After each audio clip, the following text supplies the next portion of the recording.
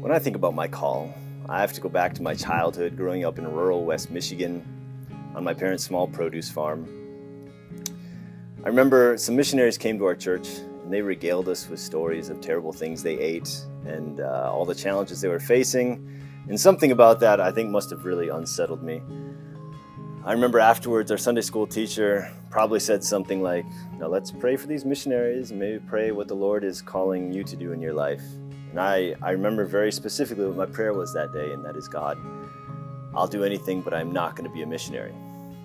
And that was how I lived. I had no intentions of going into ministry. I was pursuing my own path, which wasn't a bad path, but it was my own. It was not what God was calling me to.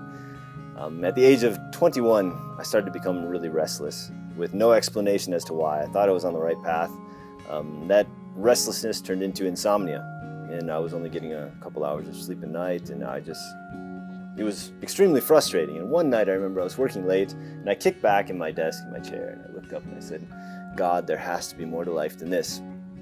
And in that moment, I didn't hear God's audible voice, but I felt in my spirit that the Lord was saying, "Chad, there is more to life than this, and you're going to find it as a missionary." So imagine my shock in that moment.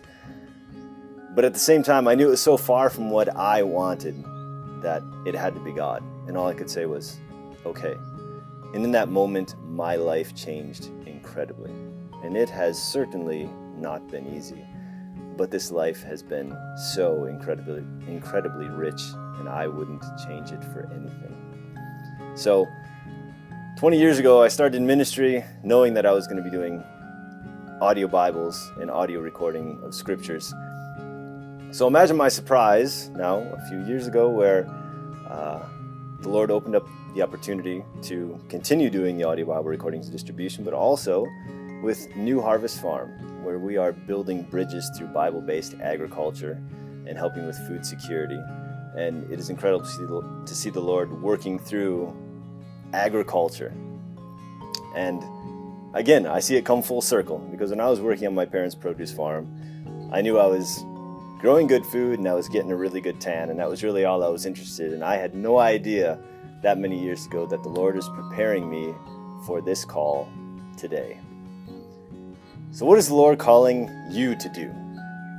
The reality is, it's probably not easy, but the Lord will give you tons of grace, and it is going to be incredibly rich, and you will never regret it.